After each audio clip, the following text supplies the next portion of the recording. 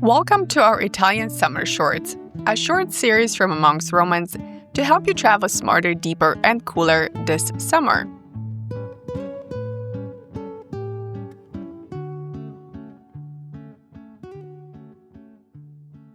In the last episode, I covered what to expect when traveling to Italy in August, and I briefly touched on Ferragosto.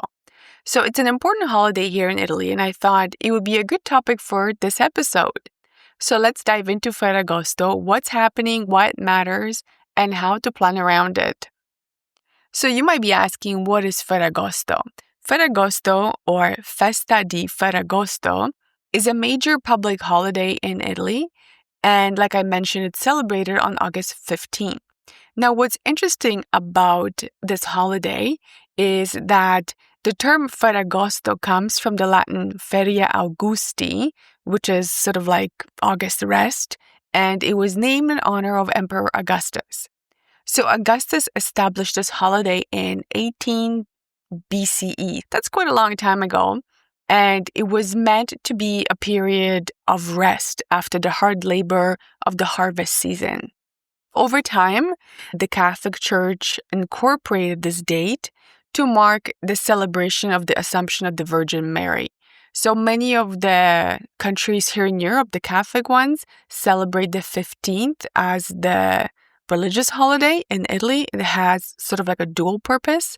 It's both the Assumption of Virgin Mary, but it's also Ferragosto, which is the celebration of the harvest festival.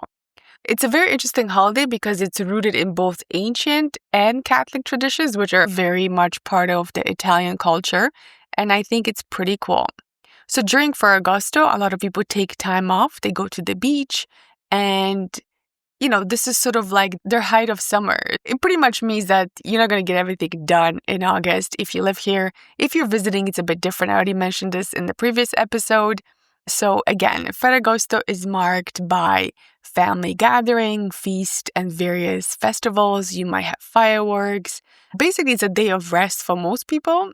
It's a very interesting holiday, like I mentioned. What most people might not know about Ferragosto, and I'm talking about people who are coming to Italy and are not familiar with the history of the country, is that Ferragosto actually is tied to the fascist era during Mussolini's term in power. Mussolini saw the holiday as an opportunity to spread his propaganda and social control. The fascists were very good at incorporating their beliefs and their power over the people by taking advantage of this holiday. In the 1920s, they started organizing discounted trains meant to be for like the everyday working people and allow them to visit different parts of the country during Ferragosto. So you have to remember at the time, many people couldn't afford to travel on a beach holiday. They couldn't just go in a car and go somewhere else. It was a different time.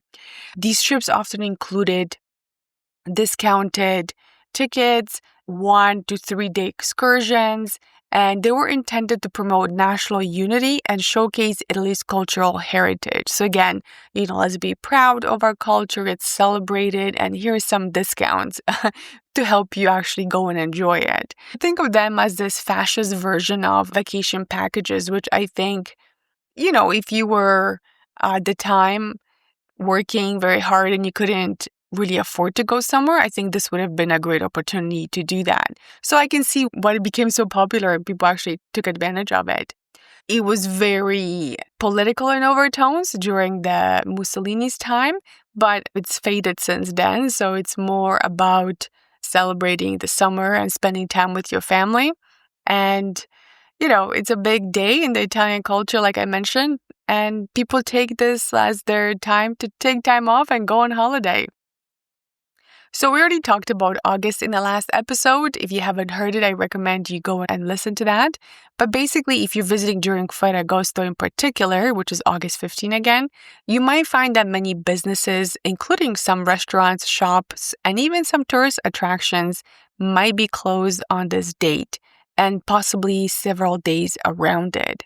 However, I think that's also changing. Today we went to the grocery store and there was a sign that said they were open during Ferragosto pretty much all day, which again, a few years ago, you would not see that happening. Again, not everything will be closed if you happen to come here, especially if you are in bigger cities. I'm sure there'll be things open. So it's not like everything shuts down and there's nothing to do. There will be some restaurants, there will be, especially touristy places, there'll be restaurants, shops, things open that you can actually go and have some food and not starve during your trip. However, what you can expect, which again, it's the middle of summer for Italians as well as foreign visitors. So that means bigger crowds and not just at the beach. You might have more people at the train stations, airports. Those things might also be a bit more crowded. So again, if you're traveling in August, especially mid-August, you should have everything booked ahead of time.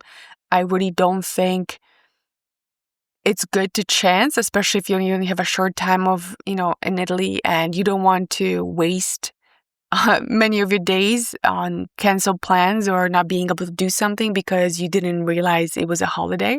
Not everything is closed, but it's always good to plan ahead. People go to the beach. So again, best places, the cheapest ones will be already booked up. So what's going to be left is not going to be the best or the cheapest. Keep that in mind as well. It's always good to plan ahead when you're coming in August. But it's not to say that you can't find anything. You're just probably going to have to pay more for it. On the bright side, there are a lot of towns hosting special events. So you might find fireworks, festivals. And again, they are a great opportunity to hang out with the locals and immerse yourself in the local culture. There are also many other festivals happening all over Italy in August. So there's everything from the famous horse race called Palio di Siena in Siena, and that's on August 16.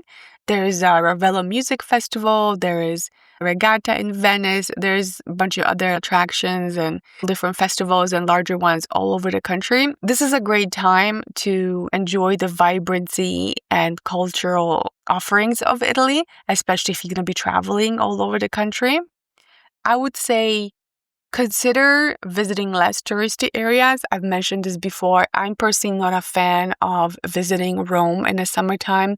I also don't think that you should go to the Amalfi Coast. We've seen some pictures and video for a friend of us who lives in Amalfi Coast, and it's absolutely insane. If you go to Positano, it's really crazy there right now. I personally do not recommend those places in summertime, especially in August. It's a great time to go for a road trip. It's a great time to explore smaller towns, maybe go for a wine tour. Just enjoy the countryside, enjoy other than main tourist attractions that Italy has to offer. I think you'll have a better immersion in the Italian culture because, again, Italians are on vacation, so they are visiting beach places, they're visiting other towns, they're being tourists in their own country. So it's also a great time to mingle with the locals. They're also enjoying their time. It's really a fun time. As I said, it's going to be hot, crowded, and probably more expensive. But if this is the only time you can come to Italy, then this is the only time you can come. So you have to make the best of it. It's not like you're not going to have a good time, especially if you plan ahead and know what to expect and where to go. Italy has so many things to offer all year round, not just in the summertime. If you set your expectations ahead of time, I think you'll have a better experience and will enjoy it more. Ultimately, it's up to you where you go. I can only give you my advice and thoughts on what I would do, but ultimately, this is your decision. Whether you're coming to lounge on the beach or explore the bigger cities or smaller towns, it's a good time to come and enjoy the collective pause in mid-August. So have yourself a great holiday, and it's Buon Ferragosto if you are here for the holiday.